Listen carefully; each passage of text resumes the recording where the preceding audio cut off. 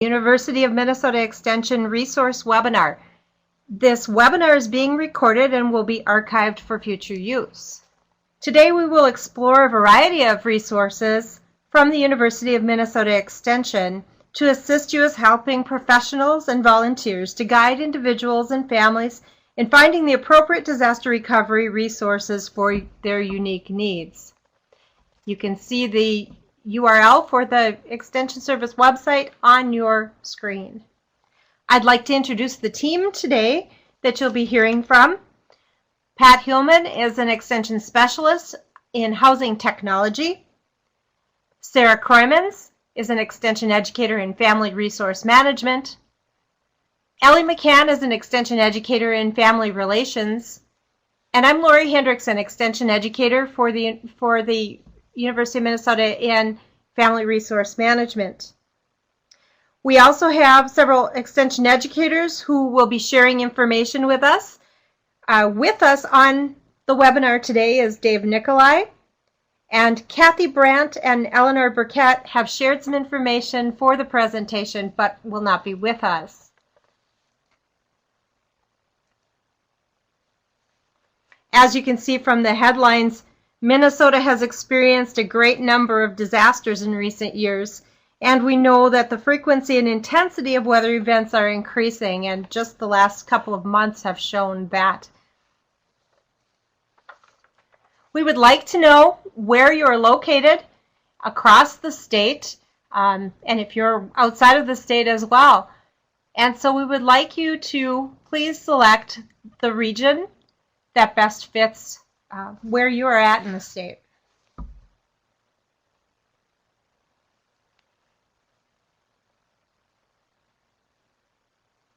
Okay, we're seeing central, some southeast, south central, southwest. All right, we'll give you some more time here.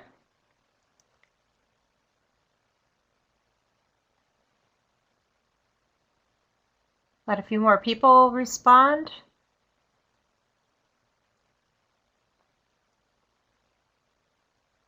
All right, so again, as in our morning webinar, quite a few from the central region, also spread across the south, and some east central as well.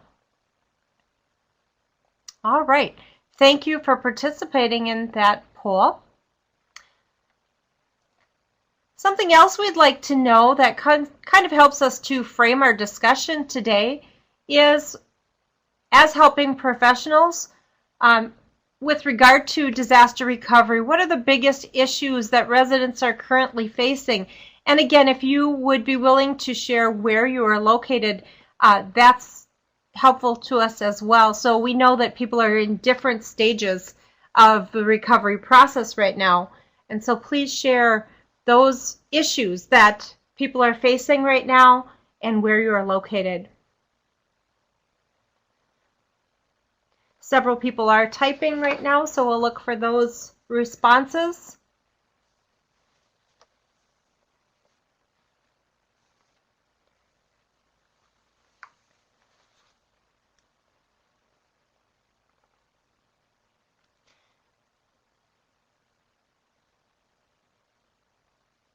And we're waiting. It looks like people are still typing. Please do that typing into the chat box that you see on the screen.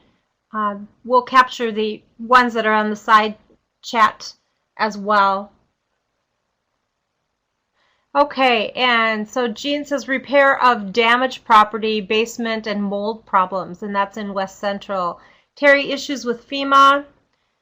And Teresa, cleanup, and some residents are getting back into their homes, financial resources and cleanup resources. Okay, and so as we're hearing that the governor has sent a letter to the president requesting a declaration, we hope to hear some of those things very soon. All right, any last responses to add? All right, I don't see anyone else typing right now, so we will remove the chat pod. Thank you for your responses. That really does help us as we talk further today.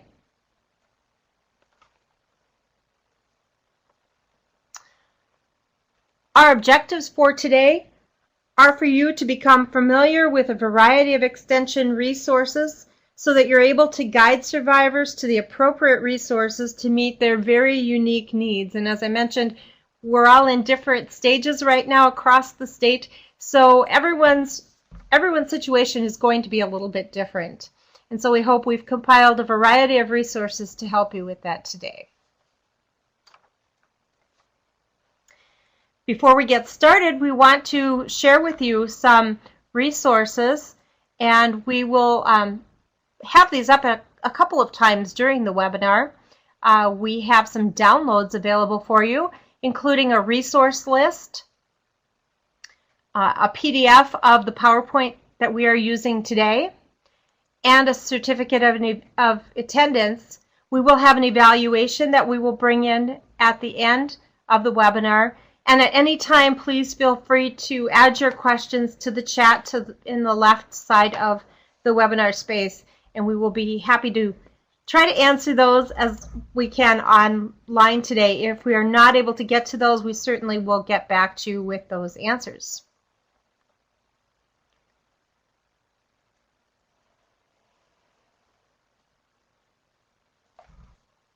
And at this time, I'd like to invite Pat Hillman in to discuss homes and housing issues related to flooding.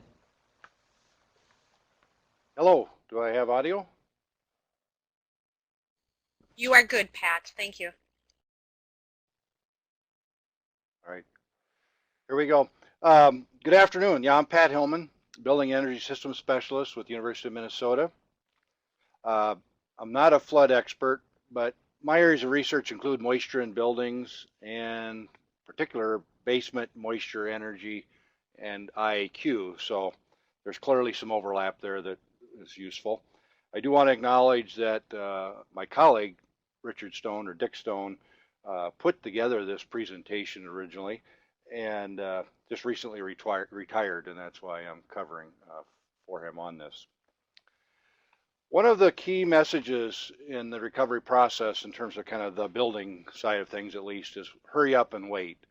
The success of your building recovery will depend on how fast you can move on the front end and how patient and willing you can be to wait on the back end. We also have to recognize there's different kinds of flooding in homes. There are two others that are not on this screen that I'll just mention. A clean city water supply leak is quite different because there aren't nutrients or contaminants, and we're not going to talk about that today. Also, a sewer backup, I noticed that on one of the comments, is another unique event and requires a slightly different approach, or could be a different approach. However, in most flooding, it could be assumed that the sewer also backed up, so it's also included in these two slides. So one is what we call water infiltration or rising groundwater. Let's call it seepage, or it comes in and looks relatively clean. And the second is where there's clear river, lake, or overland flooding that's carrying, tremendous amounts of debris and sediment that come into the building in some fashion. While they look quite different, we have to treat them the same. There's no doubt in both instances there's potential for chemical, biological, even pathogens that are contaminating the water and or materials, and so we have to be careful. We also will assume that the flood water is going to leave behind a very rich nutrient layer that will support future fungal growth. Also, there's several safety precautions here. Children, elderly, people with weakened immune systems should not be working in an environment like this. So, while waiting to begin the cleanup, I said part of the plan here is to hurry as quick as you can, but in some cases, you aren't allowed to hurry. You can't access the building. You can't go back in for safety reasons and other reasons. So, this is a time for good planning and preparation. This is a good time for the professionals, obviously, to be working with those residents and business owners to get good information into their hands. And I'm sure most of you have already done this, but reminding people of some of the legal details and logistics, insurance coverages, permits that might be needed, And this is an opportunity to pull together your tool, safety equipment, cleaning products that you'll need. So when you get the all clear to go in, you can work rapidly and do so safely. Safety should always be a top priority. There's a number of those cautions in here. Again, I won't go through all of these, but we just want to remind folks that yes, we've already had one disaster and we don't need another when somebody starts to take shortcuts or not paying attention to their safety precautions. There also may be situations where people can't do this on their own, choose not to, or can't for whatever reason, and so there is the possibility that we need to hire a contractor, or they need to hire a contractor in this instance, and just reminding folks that there's certain laws and licensing and permits and things that go with that, and we want to find good contractors that have experience with flood damage, that provide residents with good written scopes of work, good pricing details, so there's no surprises again down the road. And once it's clear to return to the house, there's a number of things that are going to happen here, and this is the part where hurry kind of comes into play. It's time now to move as quickly as possible. Hopefully that planning time has allowed folks to be prepared. Immediately, we want to remind folks to look for things like downed utility lines and potential sinkholes or structural damage that's obvious or visible from the outside. Paying attention for hazardous materials that might have washed in or came in with the flood. Utilities must be disconnected. Even if the utilities have shut off things in the area, we want to make sure that there's no chance the utility could come back online in that house while work is being done or even the assessment's being done. So make sure that the electricity has been disconnected. Sometimes utilities will even remove the meter just to be certain. If there is any issues with the gas, again, leave the area and call help immediately. Portable generators and gas-powered pumps cause lots and lots of carbon monoxide poisonings and deaths. We also have the potential for electrocution if somebody is not careful with that generator and how they wire that back up. Some people want to plug into the house. That's not acceptable. You've got to plug in directly to the generator. Make sure that generator is in a very well ventilated area. That means an area well away from the house with a good stiff breeze. At this point, we're thinking about going back into the house. There's some precautions there as well. Make sure the house is being ventilated while we're there, and our personal safety precautions, of course, masks and gloves and skin protection, respiratory protection, etc. That level of protection is kind of dependent on the person and the situation, of course, how far you need to go. If you don't have good openings to ventilate the area, which is quite common in a basement, make sure you bring in exhaust fans or ventilation with you. One precaution, if the foundation, if the basement has filled up with water, we're talking about a number of feet of water, and we of course know the soil saturated around it, you may need to pump out in stages just to avoid undue pressure and collapse on the wall. So again, that's a special precaution for a special kind of flood event. Also a cautionary note, in the old days when we used lumber and concrete, these were materials that were easily cleaned up after they were wetted and kind of returned to their natural shape if we did it fast enough. Engineered materials don't do that. When they get wet, they swell and they don't recover or don't come back to the original condition. So if we have engineered lumber, OSB, I-joists, trusses, things like that, we have even an additional need to hurry so that they aren't wetted for a long period of time. At this point, we think about removing contents from the building and beginning our interior demo. A reminder that there may be hazardous materials that were in the house even, cleaning chemicals, could be lead paint, could be asbestos and some of the older duct insulation perhaps, or floor tiles, those kinds of things. So again, a reminder to folks, pay attention, this may require some special skills, services, or disposal. It's time now to get in and kind of, I guess the term's been muck it out, basically removing all the items that we can from the space, personal contents and effects. The absorbent items, generally we like to send those to disposal, but there may be some of those items for whatever reason can be cleaned or need to be cleaned or have special value, so they could be set aside. This is also a good time to start documenting what's coming out and what's in the disposal pile, so we have good records of that before it's taken away. And then there might be a pile where it's just reevaluate whether it should be disposed or cleaned or fixed. Most wood items can be washed, sanitized, and dried.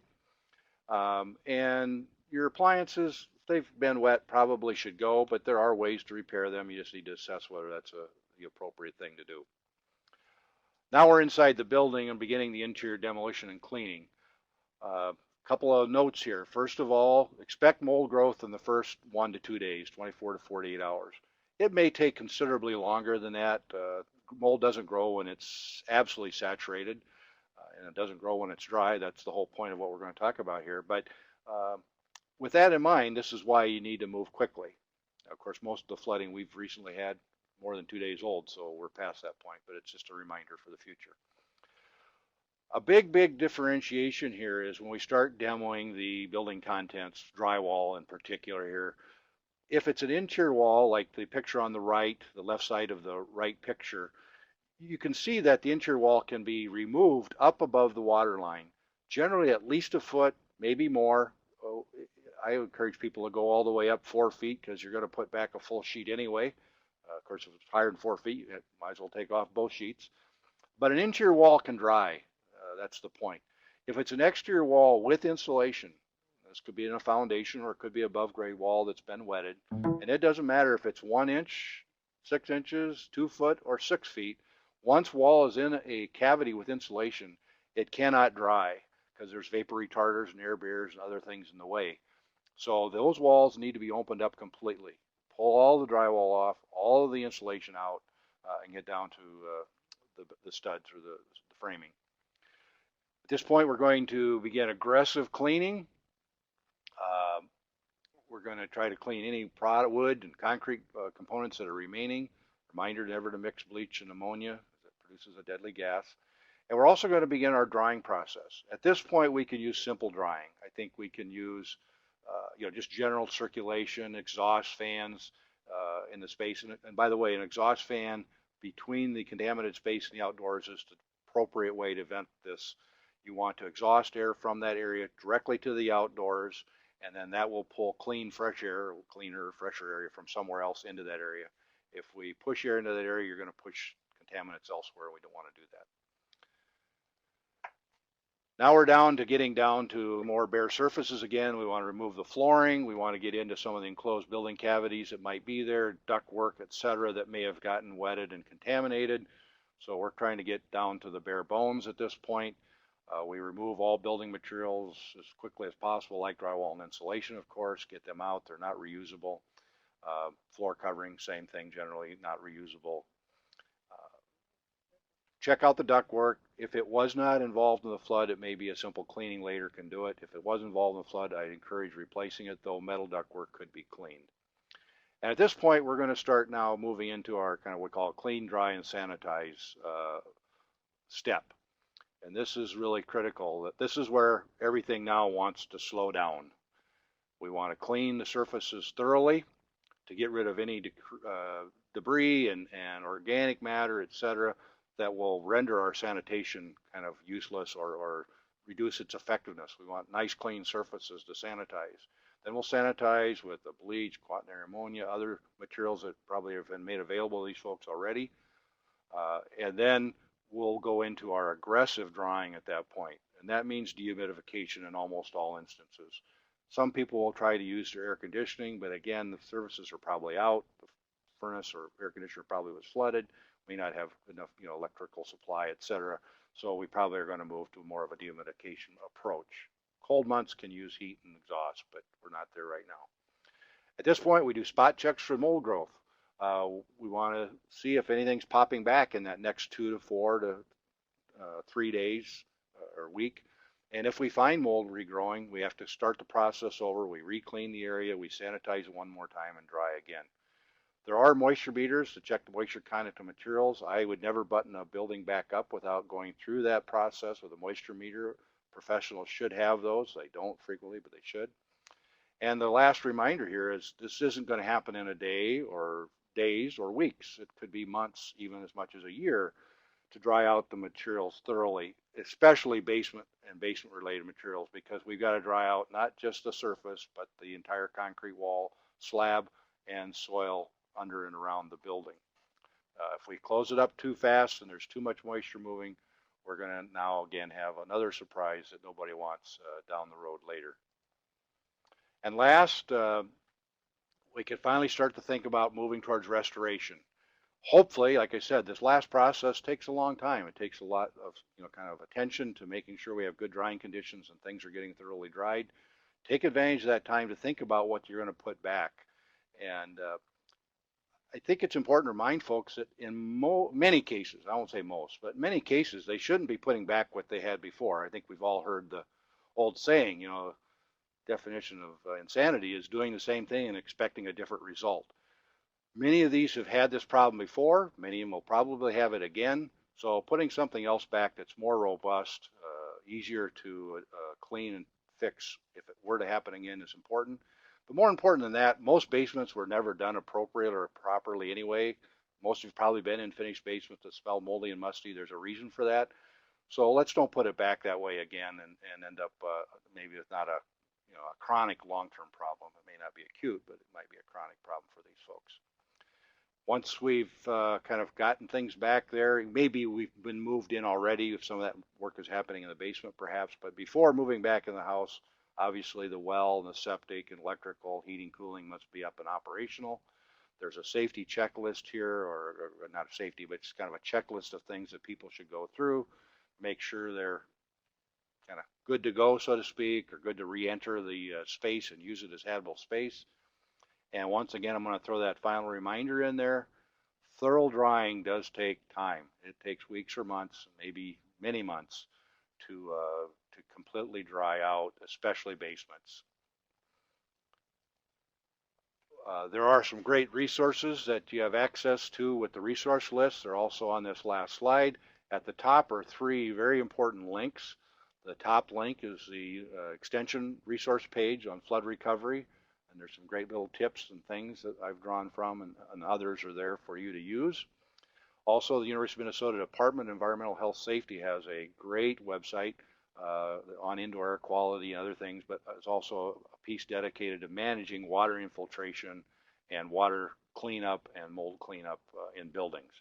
And last, the Department of Health, State Department of Health, has a site also under indoor air quality that has good mold cleanup tips, formulas for the bleach solutions and other things like that that might be useful as well. The other 4 are more towards the restoration side of things, what to do after the cleanup, good resources for you as well. And I'll quit with that. Thank you.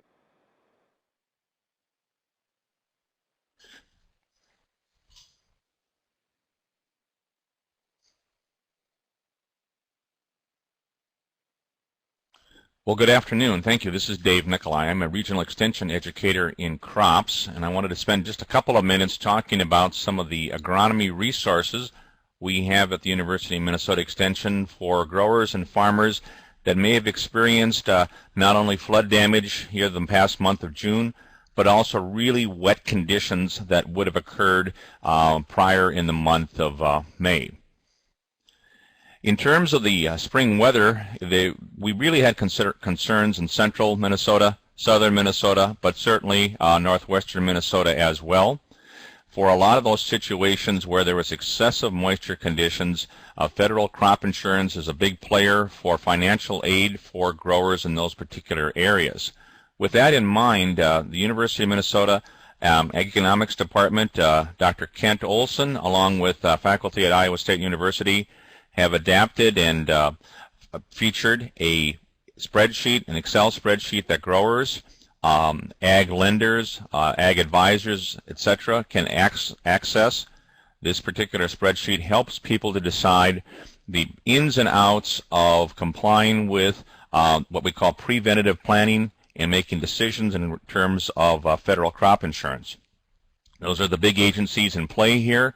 The other agencies involved, such as the Farm Service Agency, or FSA, have just adopted the new Farm Bill, but at this point in time, the only requirement that they have is for growers to report acreage that was suffering from the flooded areas by July 15th. The other agencies involved, the Natural Resources, NRCS, Soil Conservation, are primarily involved in areas where growers are farming highly erodible land in situations involving slopes that maybe be more than 3%. There are monies available through an EQIP program, but again, that's a county-by-county situation, and growers are best advised to contact that agency in terms of aid, in terms of cover crops and erosion control for those situations. So primarily, again, for those successive conditions where farmers were not able to plant at all, that crop insurance and the spreadsheet, etc., will be primary of aid.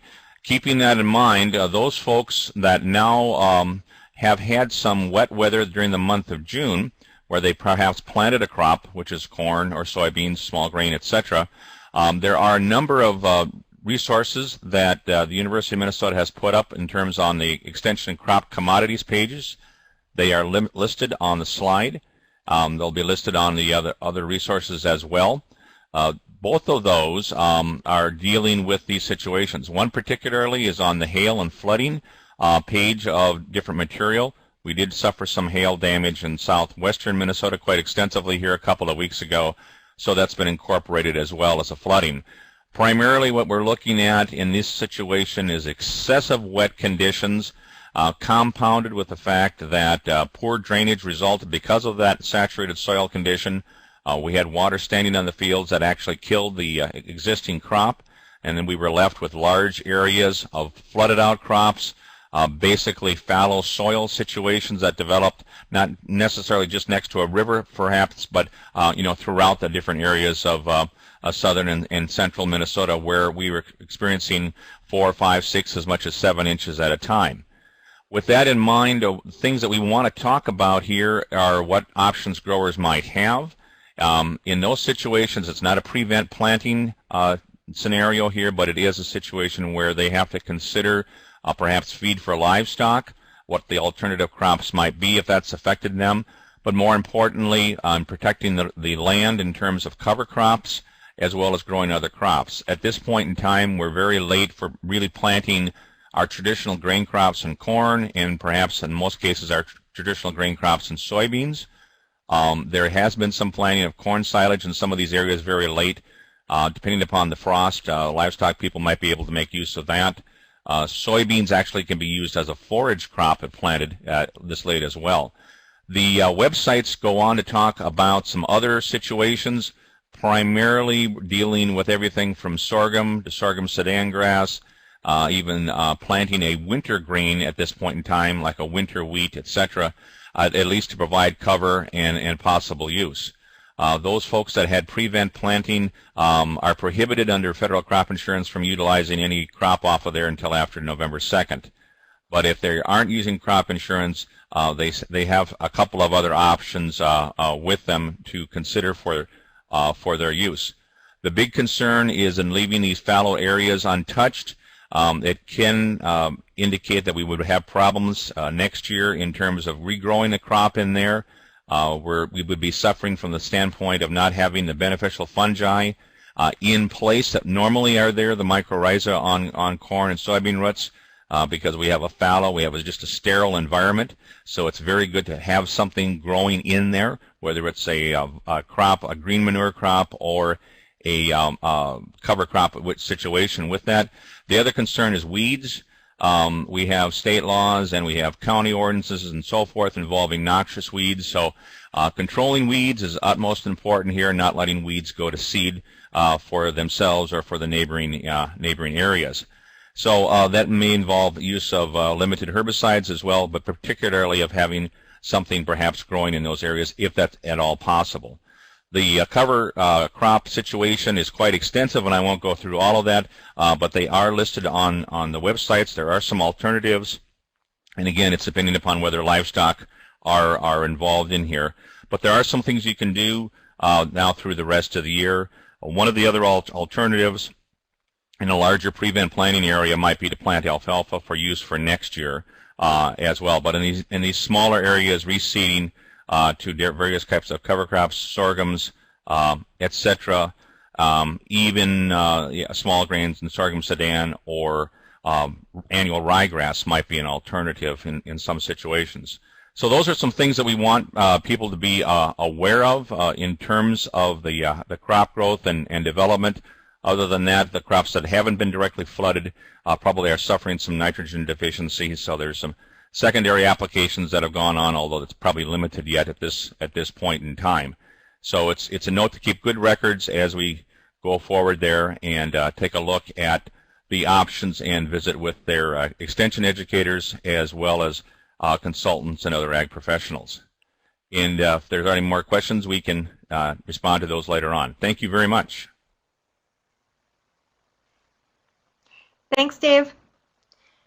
We asked Eleanor Burkett, who is an extension educator in water resources, to share some information with us as well.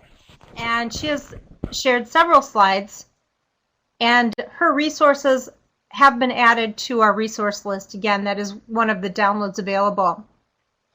As indicated on this slide, there may be an increased risk of exposure to disease and contaminants.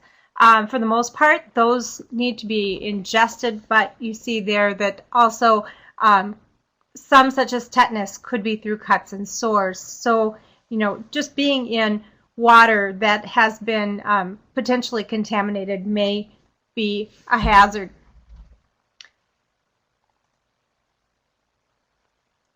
And there are some waterborne risks from flooding. This slide and the next one talk about some of those risks. The ones that we tend to hear quite a bit about are E. coli and novovirus.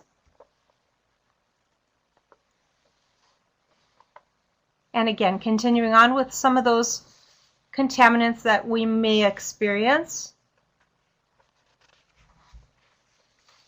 And she also wanted to share some methods of keeping water safe during and after flooding. And so you see here using bottled water, and if you can't get bottled water, boiling water for a minute.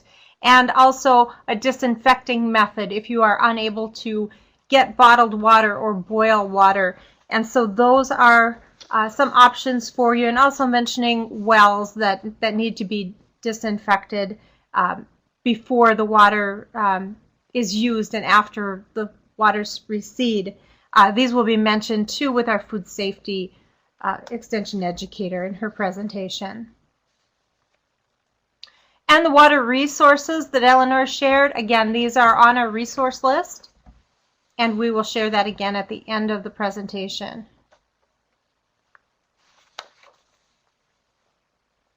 We also have Kathy Brandt, our extension educator in food safety, available today by a video presentation, and she was willing to share that with us.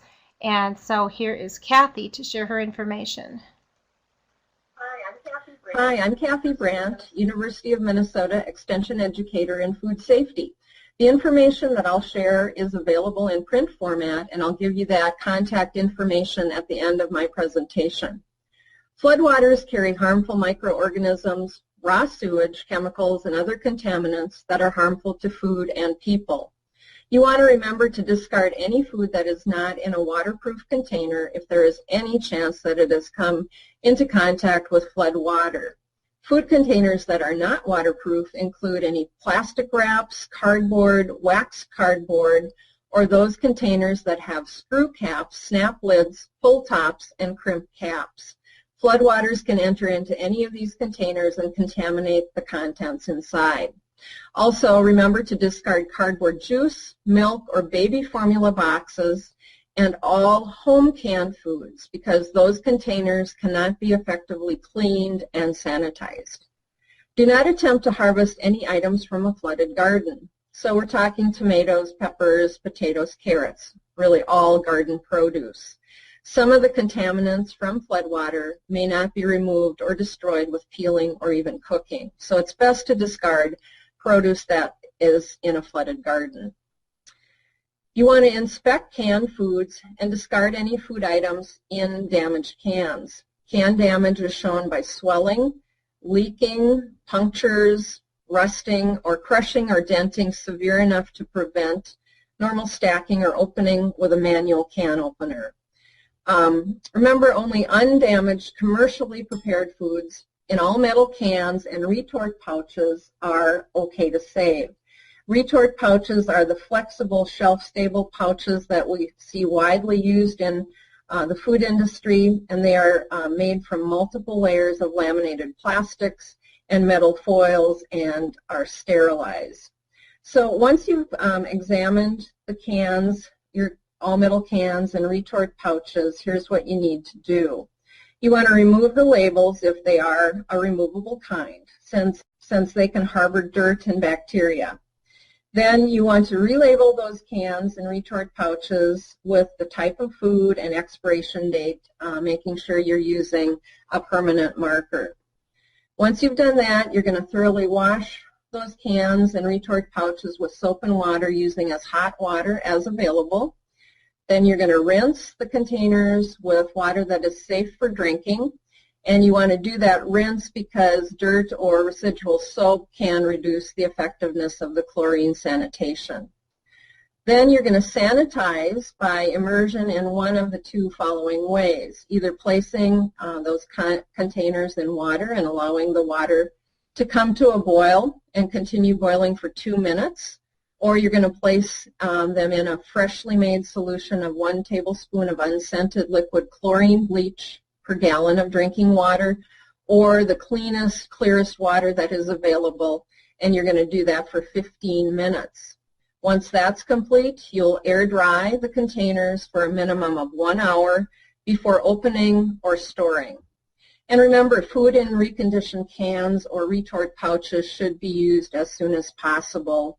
And any concentrated baby formula in a reconditioned all-metal container must be diluted with clean drinking water.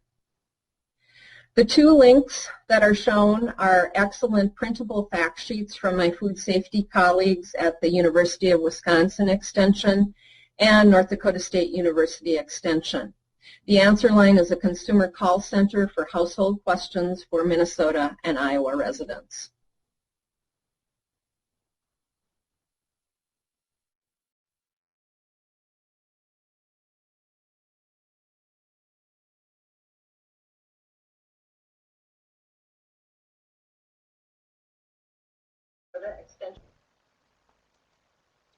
Okay, and Sarah will take us through the Recovery After Disaster Family Financial Toolkit.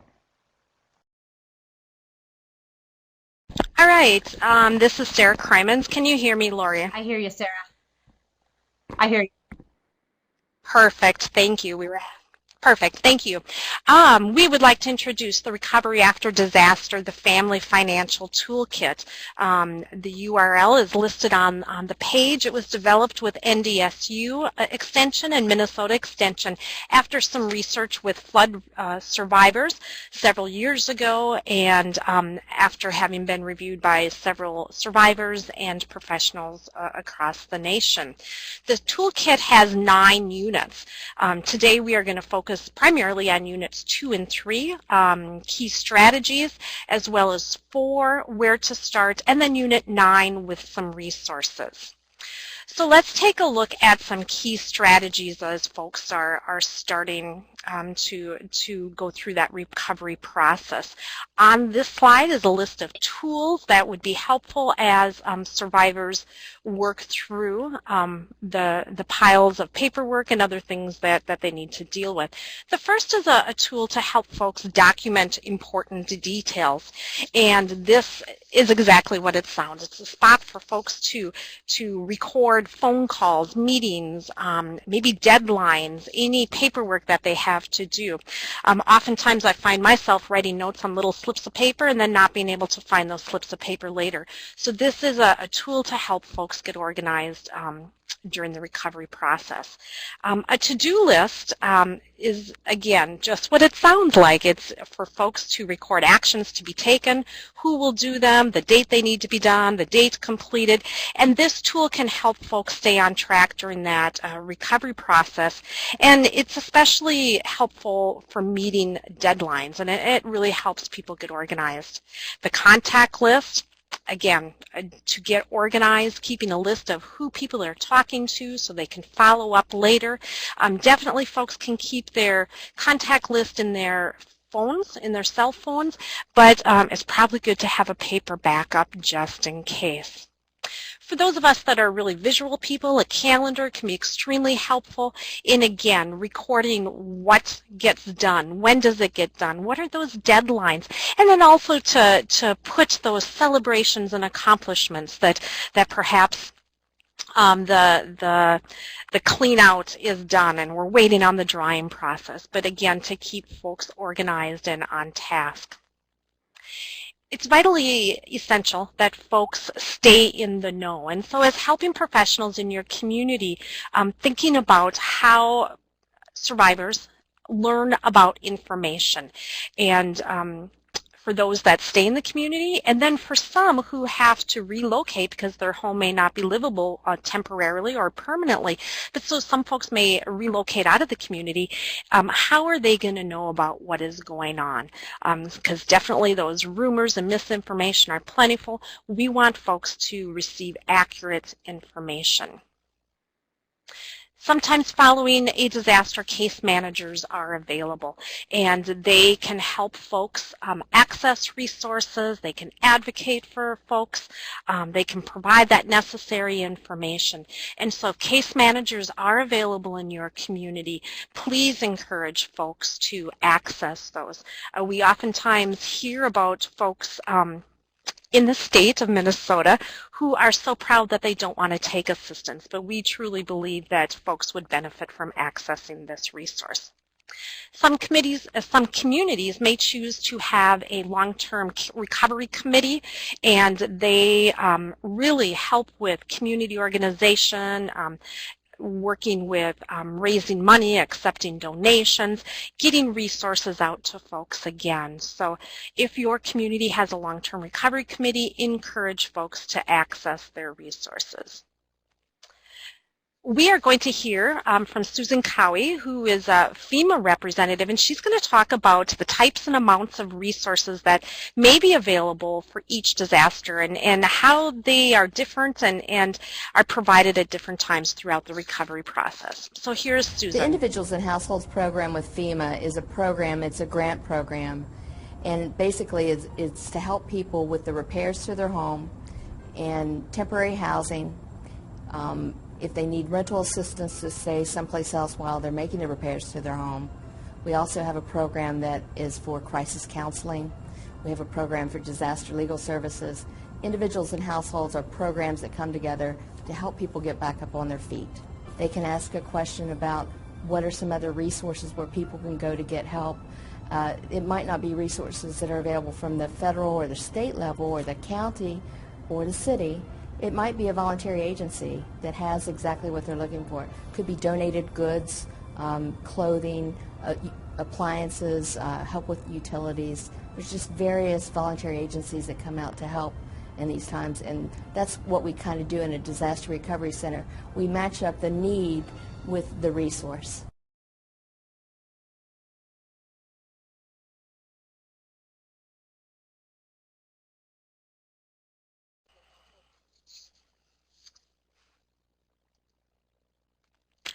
It is also important to encourage disaster survivors, those impacted by the floods, to work with financial professionals. There are typically a variety of folks that would be appropriate for them to work with, and they can help assess that current financial situation, identify strategies and options, and help people weigh those pros and cons, especially when folks are considering taking on additional debt. Can they really sustain decisions that they are making? One of the greatest fears we have is that people are so eager, so they're hurrying up to get back into that home, and many people will do almost anything to get back into that home, and then we hear stories of folks a year or two later who can't sustain the decisions that they make. Another tool that's in the toolkit is finding people who can help. And this helps folks identify tasks that must be completed, the skills, equipment required to do those tasks, and names of people who can help you. So this can happen in that waiting process that Pat talked about earlier. So if folks have a brother-in-law who's a good sheetrocker, list them, because there'll be a time when that needs to happen. Or if there's places of a faith community or other organizations that folks belong to that they can tap into. This is a good place to start recording those, because there will be work that needs to be done. Then we move to the where do I start piece, and this again is a lot of similar information to what Pat talked about, but in responding in those first hours and days. So assessing the damage, reviewing those insurance policies or getting your hand on those policies if those were destroyed, contacting landlords if folks are renters, finding that temporary lodging, contacting employers. We encourage people to save receipts. If they are eating away from the home when they would have eaten at home, save those receipts. If they're having to pay for temporary lodging, save those receipts. If they're purchasing cleanup equipment, save those receipts, because they may be able to get reimbursed at a later time for those. If a person's been injured, to apply for disability benefits, and if the mail's needs to be interrupted, definitely contact those folks. So there are a lot of things that need to be done before returning to your home. Make sure you receive adequate, or folks receive adequate permission, damage is assessed, and then continue to document as we've discussed. We encourage folks to contact creditors if they're having difficulty making payments. They may find it helpful to request a credit report. If documents have been lost, a credit report will oftentimes provide information on who they owe money to and contact information. If it's appropriate, it would be good for folks to cancel services, the internet, cable, other types of things, to be temporarily canceled to save money if they're not using those anyway. If folks are a renter, to negotiate termination of a lease if the property is not habitable, and then again to connect with those insurance agents to see what might be covered. I'm going to pass it on to Lori. Thanks, Sarah. Continuing on, thinking about before survivors begin to clean up their damaged home, we want them to consider financial implications. And as Sarah mentioned, be able to sustain those decisions that they make early on, and often that's not the case. They may want to immediately start that cleanup and to make order out of the destruction, but there are two simple things that we want them to think about first, and those are getting visual documentation of the damage and recording the specifics of that damage. Documenting that damage no matter how small it is, and certainly if people have a household inventory prior to the disaster, that's a preferable situation, but we know that's not always the case. So the more accurate and detailed the records, the more expenses you track, the more money you will be reimbursed. Well, certainly we want to encourage survivors to document as much as possible, and again, that detail is important, because down the road survivors might be able to receive reimbursement, and that might come potentially from their insurance, from taxes, or assistance that's available, whether it's FEMA, SBA, other state resources, community resources that might be available, and we want them to be able to access all that is available to them. On the slide, you see the Document Loss and Damaged Property tool. Again, a household inventory that would be developed prior to a disaster occurring would be preferable and make the process much easier, but we do know that any little bit of documenting helps, and so if survivors are able to document any information regarding the items damaged, manufacturer, model, serial numbers, the total number of similar items that were damaged, we know that we don't just have maybe one television in a house, but maybe several. Document the specifics if those are similar items. The age, the value when new, and the approximate current value, and the damage that was incurred. Well, we know that for survivors, there are barriers for documenting, and of course maybe they didn't have that household inventory ahead of time. But we want to think about ways that we can encourage people to go ahead and get that documentation done so they are able to access all the resources available to them. So we'd like you right now in the chat area that I just pulled in, please share some strategies to encourage disaster survivors to document damage and loss. And we'll wait for your responses and start sharing those.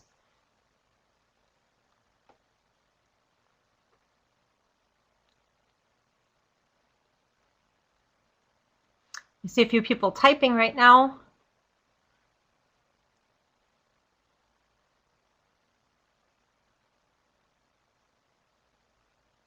We also know that in documenting this damage, it's important for survivors to be sharing that information with local officials so that if there is a potential to have a declaration for individual and households, that can be done too, and to make sure that everything that was damaged is documented.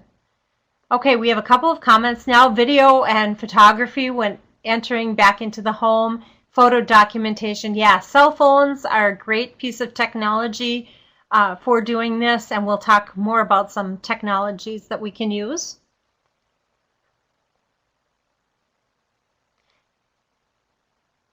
Photo documentation still seems to be the one comment I'm seeing a lot. Okay, I have a couple of people typing yet. So as we're getting the last few comments here, I would encourage you to think about ways that you can encourage survivors to be documenting and get that taken care of. And, you know, maybe it's not something that can be done now, but for the future to think about doing those home inventories as well. So document what you can now, and then go ahead and go back later and do that home inventory. Looks like we have one more comment coming here.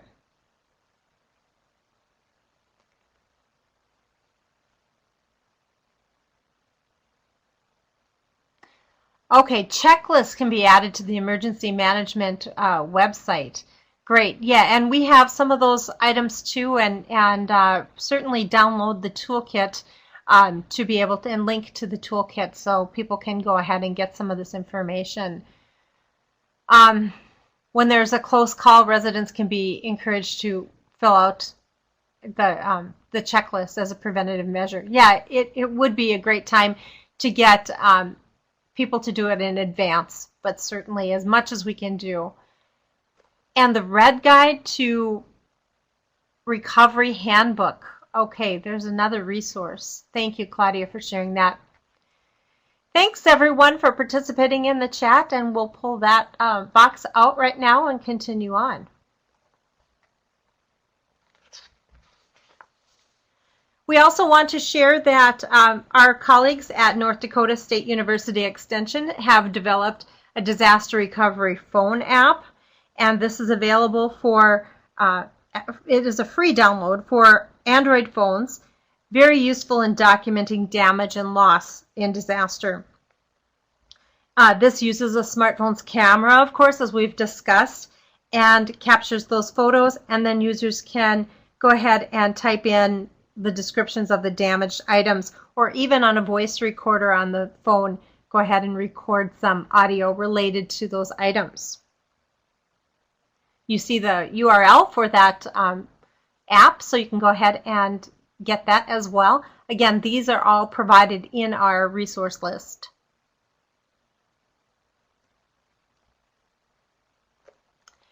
And for replacing important papers, the Unit 9 in the toolkit provides resources and really goes into more information about replacing those important papers and where you can find that information. There's also some information under the unit on financial, knowing where your finances stand at the time. And so you will find a variety of sources to encourage people to get those replacement documents. You need to have those, and it's a good time, to take a look at that resource list and grab some of those websites if you need to to replace those documents as soon as you can.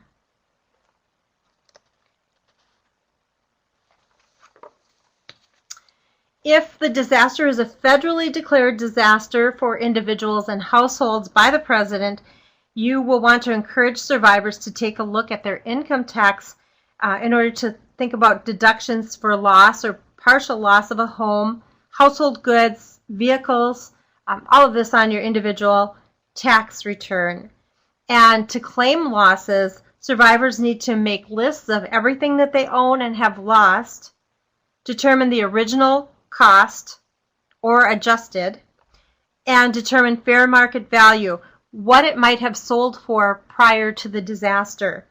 Then determining the present value after the disaster, and then determining insurance or other reimbursements that were received or expected to be received.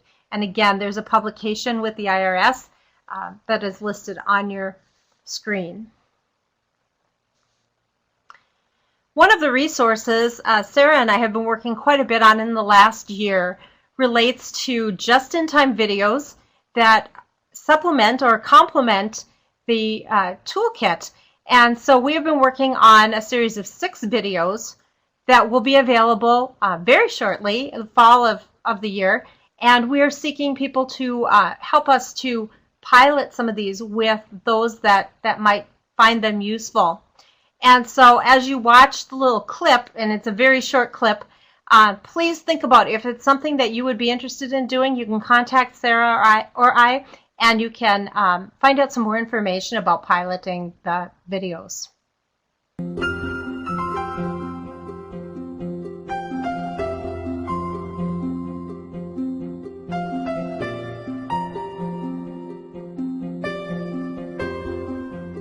The University of Minnesota Extension and North Dakota State University Extension Service have developed Recovery After Disaster, the Family Financial Recovery Toolkit, to assist in financial recovery from disaster. The toolkit is free and available at this website. In a perfect world, we would be prepared for a disaster, but we know that this is not always the case. This video series has been developed to assist in the immediate need for financial recovery information following a disaster. The 6 videos in this series will identify important financial considerations for your disaster recovery.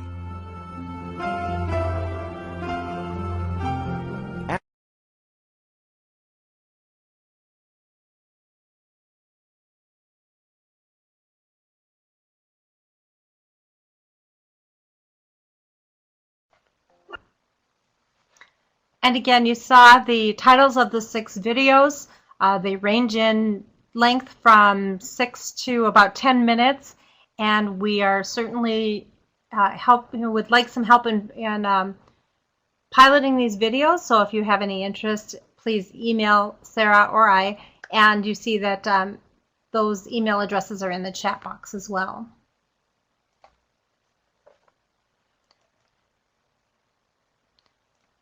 Overall, we want people to think about making informed decisions for their unique situation. You see here a quote, "We were trying to make the right decisions knowing they would affect the rest of our lives." And so that would have been nice for someone to say, slow down, take it easy. And we hope that we've reiterated that through slowing down and, hurry up and wait was the message in terms of some of the housing decisions. And that's the case with a lot of these decisions because the decisions are being made under highly stressful situations. And so we want people to have made decisions that they're able to sustain. And now I'll pass this on to Ellie to take us through resiliency. Thank you, Lori. Good afternoon.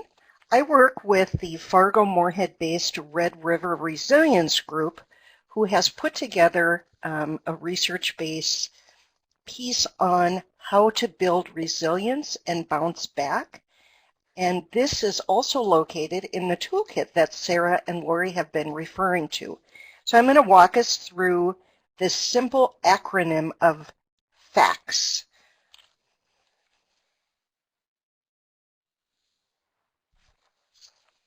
F is for foster hope.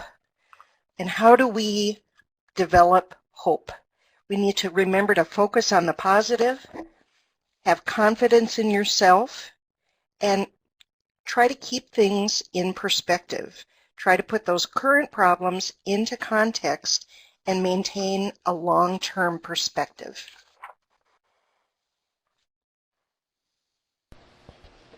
But you know what? For the first month, most people were numb anyway. They were just numb looking at what they had and what was ahead to clean up. And I think when they found out But you know what? This month, most people were numb anyway. They were just numb looking at what they had and what was ahead to clean up. And I think when they found out they were going to get some help, that gave them a whole new, renewed hope to go forward. F is foster hope. A is act with purpose. Be sure to make a plan and clearly identify the problem and brainstorm solutions. Then move towards the goals that you have decided upon and take very decisive steps to solve the problems. Also engage in active coping. Adopt some kind of active coping strategy such as talking to someone you trust or writing your thoughts and feelings in a journal. A is act with purpose. C, connect with others. Be sure to maintain relationships, those close, positive relationships with both family and friends can really buffer against the stress that you're incurring. Give and receive help. Look at this photo where people naturally come together during a time of crisis. This photo shows a much different type of flood than we're experiencing now, but be sure to also spend time with others during a disaster. C is connect with others. T is take care of yourself. 3 things to remember here. Take care of your body, take time to relax, and nurture your spirituality. Spirituality for all of us can mean something quite different. It really is a sense of something bigger than yourself. I sometimes wonder if we fully recovered the mental impact. You know, it's been real dramatic. And the businesses that you're involved in, the school you're involved in, they're just, you know, our church was flooded and my dad's house had water in it, so it was I don't know. You know, when you look back, maybe the mental health issues are as important as financial, but the financial heals you mentally too.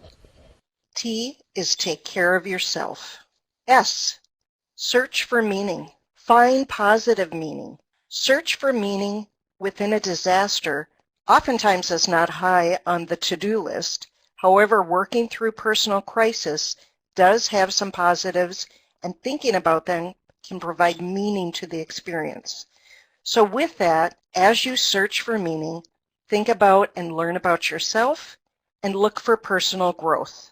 S is search for meaning. Most adults have some kind of experience with crisis and loss, but children often do not have the tools that they need to help recover. The Substance Abuse and Mental Health Services Administration's National Mental Health Information Center offers several different tips to help children cope. Try to understand what is causing the child's anxiety and fears. Listen to what your child is saying. If a child has difficulty expressing themselves, allow them to maybe draw a picture or share a story. Calmly provide the factual information about the disaster. Encourage your children to talk about their feelings. Spend extra time with them, possibly at bedtime, to allow that.